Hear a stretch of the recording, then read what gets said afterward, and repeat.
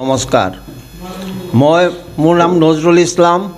মই মহকুমাৰ যেতিয়া আছিল তেতিয়া মই কাউন্সিলৰ আছিলোঁ দোৱাগাঁও আলটেঙনি গাঁও পঞ্চায়তৰ পৰা। কংগ্ৰেছৰো মই জেনেৰেল ছেক্ৰেটাৰী আছিলোঁ। সংখ্যালঘু যুৱ পৰিষদ যিটো আছিল তাৰো মই ষ্টেটৰ মই সভাপতি আছিলোঁ। আজি হঠাতে মই ৰাইহানক পাই পেলাই মই নথৈ আনন্দিত হৈছোঁ। আপোনালোকে জানে গোটেই দেশৰ সকলো জাতিৰ সমস্যা সমাধানৰ ক্ষেত্ৰত দ্ৰুত গতিত আগবাঢ়ি গৈ আছে। আমাৰ সমস্যাটো সমাধানটো দূৰৰে কথা, নানাভাৱে নানা দিশে আমাৰ সমস্যা ওতঃপ্ৰোতভাৱে আমাৰ ওপৰত আহি আছে। সিদিনাখন আপোনালোকে কি দেখিছে, চহৰ অঞ্চল যেতিয়া উচ্ছেদ কৰে, আপোনালোকে কি দেখিছে? অলপ আগত মোৰ ভতিজাই কৈ গৈছে, ৰাইহানে কৈছে যে আমাক বস্ত্ৰ, স্থান, বাসস্থানৰ এই তিনিটা বস্তুৰ যিটো সাংবিধানিক অধিকাৰ, সেই অধিকাৰৰ পৰা আমাক বঞ্চিত কৰি শিয়াল কুকুৰৰ দৰে আমাৰ ওপৰত যিটো অত্যাচাৰ কৰিলে সৰ্বজন ভিত্তিত আপোনালোকে জানে।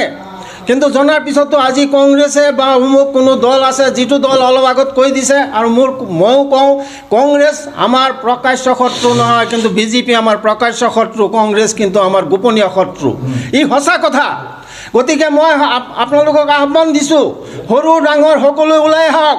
সংখ্যালঘু দৰদী ভাইসকলক মই অনুৰোধ কৰিছোঁ, মই আহ্বান দিছোঁ, আগন্তুক নিৰ্বাচনত আপোনালোকৰ স্বাৰ্থৰ খাতিৰত, সংখ্যালঘুৰ স্বাৰ্থৰ খাতিৰত, সংখ্যালঘুৰ পৰিৱৰ্তনৰ খাতিৰত, সংখ্যালঘুৰ উন্নতিৰ খাতিৰত আমি ৰাইহানক আগবঢ়াই দি আছোঁ। আমি সকলোৰ পৰাই আজি মত পোষণ কৰিছোঁ। সকলোৱে আহ্বান দিছে, আমাক অনুৰোধ কৰিছে, ৰাইহান যোনেই নহওক, কিন্তু আমি ৰাইহানক গৌৰৱ কৰা নাই, ৰাইহানক লৈ আমি গৌৰৱ কৰা নাই। ৰাইখানৰ আদৰ্শৰ প্ৰতি মোৰ সন্মান আছে। ৰাইখানে নিশ্চয় আমাৰ কাৰণে মাত মাতিব, সদনত আমাৰ সমস্যাসমূহ দাঙি ধৰিব। আমাৰ সংখ্যালঘুসকলক যিটো আমাৰ অধিকাৰ সংবিধানে দিছে, আজি সেই সংবিধান আজি শেষ কৰি দিছে।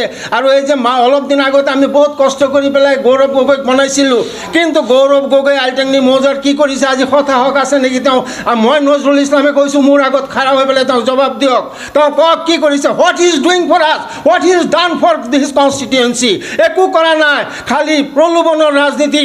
মিয়া মানুহৰ ভোট লাগে, মিয়া মানুহৰ ভোট লাগে। মিয়া মানুহ এতিয়া বহুত উন্নত হৈছে, মিয়া মানুহ বহুত আগুৱাই গৈছে। নাভাবিব আগৰ দিন আছে যে আপোনালোকে আহ্বান দিলে আমি সকলোৱে মিলিত হৈ পেলাই আপোনালোকক ভোট দিম। এইবাৰ সেইটো নহ'ব, পাহৰি যাওক সেইবোৰ। এতিয়া আমি সকলো সংখ্যালঘু এক হৈ পেলাই আমি নতুন চিন্তাধাৰাৰে আগবাঢ়ি যোৱাৰ কাৰণে মই আহ্বান দিছোঁ। মোৰ ভতিজাক মই অনুৰোধ কৰিছোঁ, আপুনি ইয়াৰ গুৰি ধৰক আৰু সংখ্যালঘুসকলক বচাওক। এই কৈ মোৰ বক্তব্য শেষ কৰিছোঁ।